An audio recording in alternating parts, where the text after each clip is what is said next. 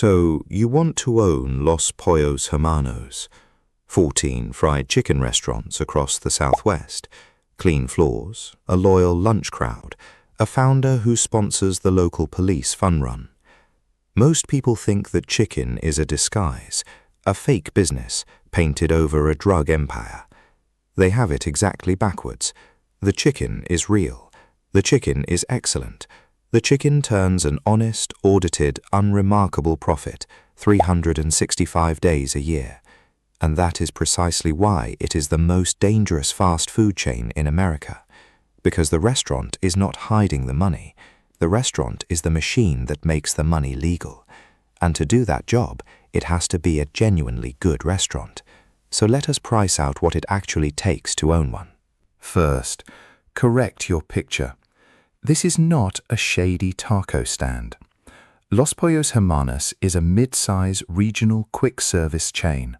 14 locations, a central distribution warehouse, refrigerated delivery trucks, and a corporate parent.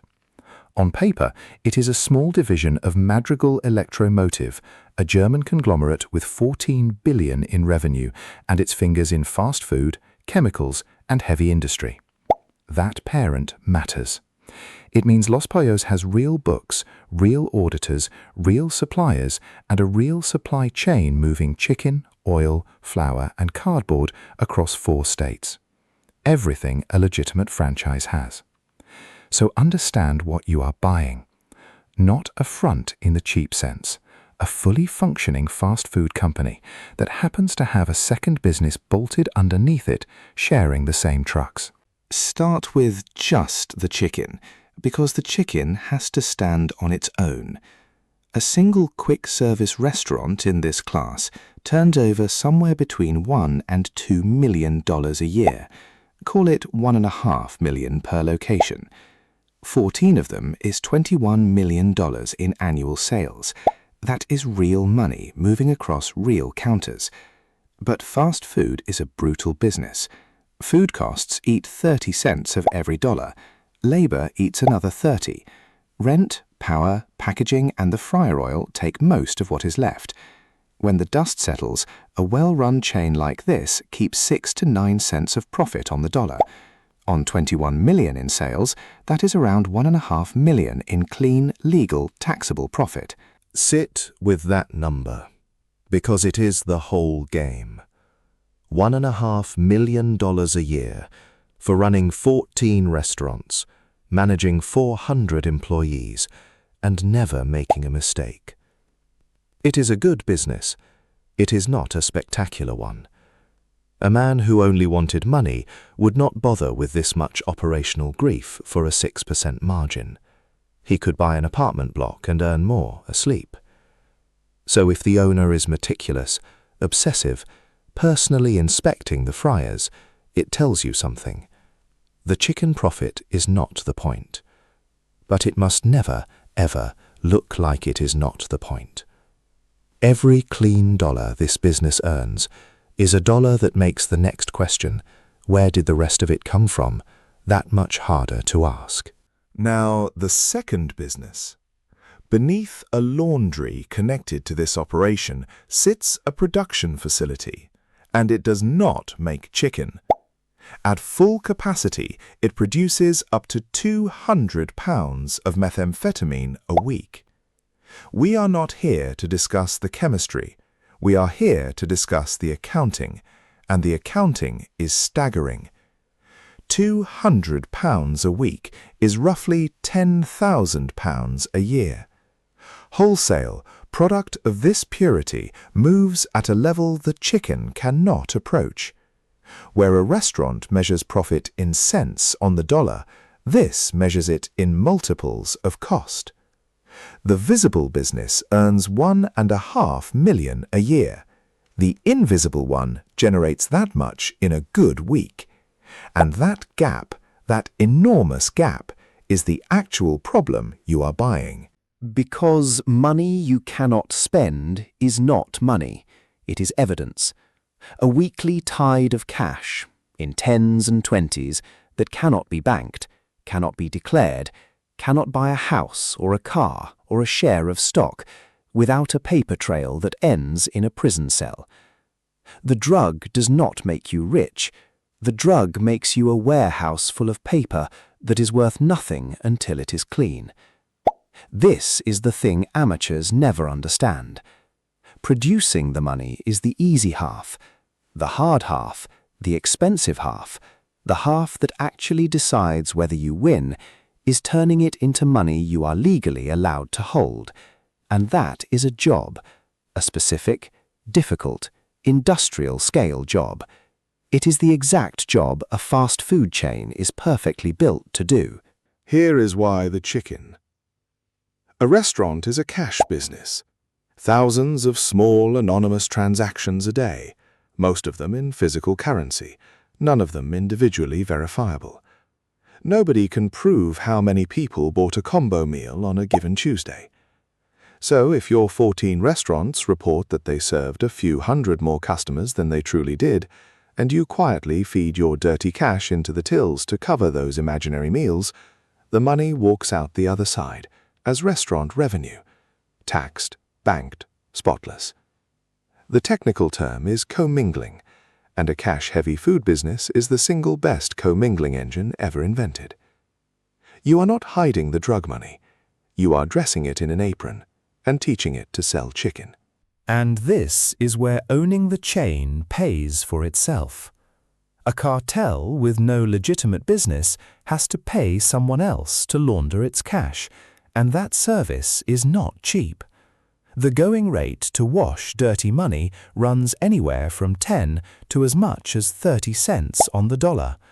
On $100 million, paying a launderer costs you between 10 and 30 million, gone, just to touch your own money. Own the restaurant and you cut the launderer out entirely. Your laundering cost collapses towards the price of a little extra chicken, a few more staff hours, and an honest tax bill on the profit you now legally declare. You even pay income tax on the laundered money, gladly, because a tax return is the cleanest alibi a dollar can own. So here is the rule that runs the entire operation. The restaurant must be genuinely, provably successful. A failing business that somehow always has cash is the single loudest alarm in accounting. Auditors are trained to find exactly that. So a laundering front cannot be a sleepy, half-empty diner. It has to be busy, popular, growing. The kind of place where a big cash day raises no eyebrows because the big cash days are real. Which means the owner is not pretending to run a great fast food chain. He is actually running one. The clean lobby, the trained staff, the consistent recipe, the sponsorships, the Businessman of the Year handshake with the local police, all of it is not theatre. It is infrastructure. The legitimacy is the product. The chicken is just how you manufacture it. Look at what the owner spends on that legitimacy, and it stops looking like vanity. He caters police fundraisers for free. He sponsors the local drug enforcement agency's charity events. He is photographed, on the record, as a model small businessman. Every one of those gestures is a line item in the laundering budget, and every one is cheap. A few $1,000s of donated chicken buys something no accountant can, a reputation that makes the very idea of suspicion feel absurd. When the most respectable man in the room is also the one you are looking for, you stop looking. The genius is not that he hides in the shadows. The genius is that he stands in the brightest light in town and dares you to doubt him. Now see the whole machine at once, because this is the part that makes it almost unkillable. The owner controls production, the lab that makes the product. He controls distribution, the refrigerated Los Pollos trucks that already drive between 4 states every day, invisibly on legitimate manifests. He controls the laundering, the 14 restaurants that wash the proceeds. And he controls the retail alibi, the brand that explains all of it. Every link in the chain, from a chemical drum to a clean bank deposit, happens inside one company he owns end to end. No outside launderer taking a cut, no smuggler who can inform, no distributor who can undercut him. He is not a drug dealer with a restaurant. He is a fully vertically integrated corporation that happens to have an illegal middle.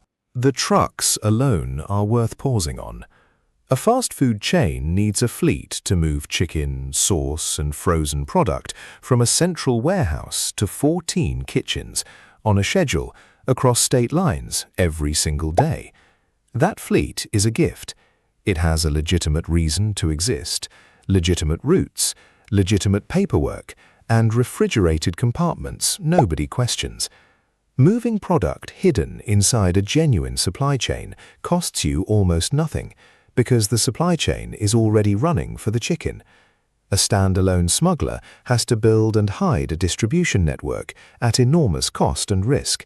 The owner of Los Pollos got his for free the day he decided to sell fried chicken for real. The logistics that a drug operation would kill for are to him just Tuesday's delivery run. Now put numbers to the whole thing. The visible chain, 21 million in sales, throws off $1.5 million in clean profit a year. The invisible side, £200 a week, generates cash on a completely different order, comfortably over $100 million a year in proceeds. So the ratio of dirty to clean is not 2-to-1 or 10-to-1, it is closer to 70-to-1.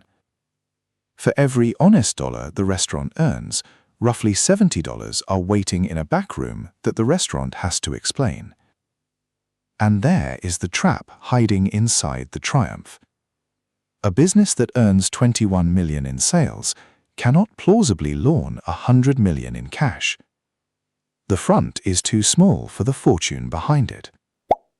Which means the thing constraining this empire is not how much it can make, it is how much it can clean.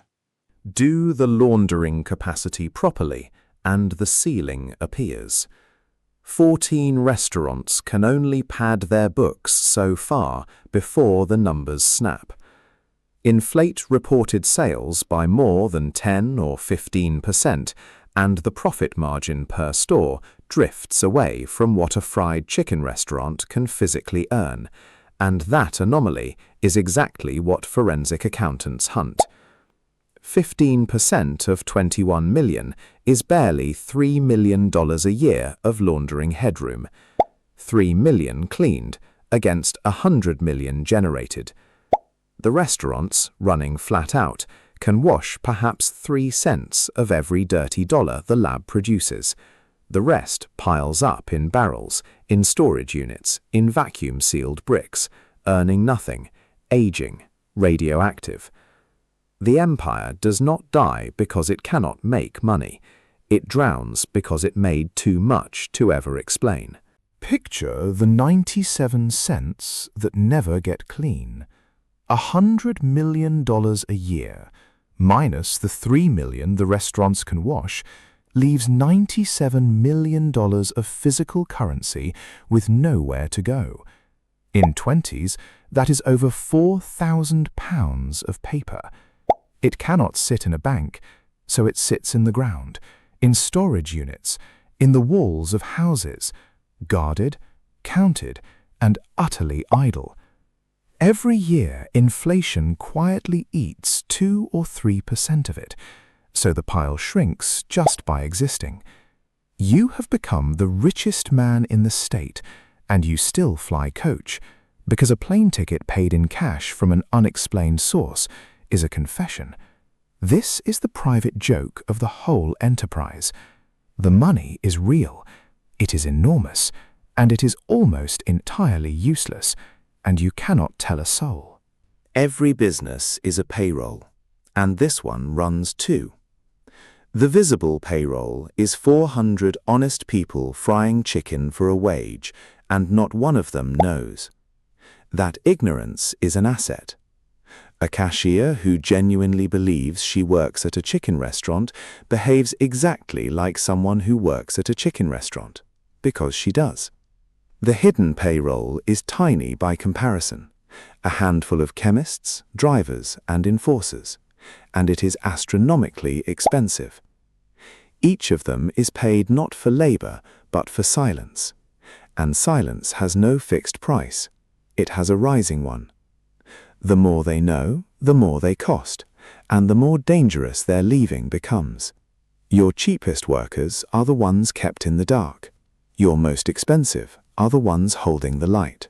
And the hidden payroll is where the real operating cost lives, because it cannot be managed with money alone. A chicken fryer who quits is replaced by Friday. A chemist who quits carries the entire secret out of the door in his head. So the owner spends enormous energy on control, on loyalty, on making himself the only person any of them can turn to, and the last person any of them would cross. That control is the true product of all the legitimacy. The respectable businessman is not just an alibi for the police. He is the fixed point his own people orbit, the calm center that makes a violent, illegal enterprise feel like a stable job. The moment that fear and that faith crack, the payroll you cannot fire becomes the payroll that can end you.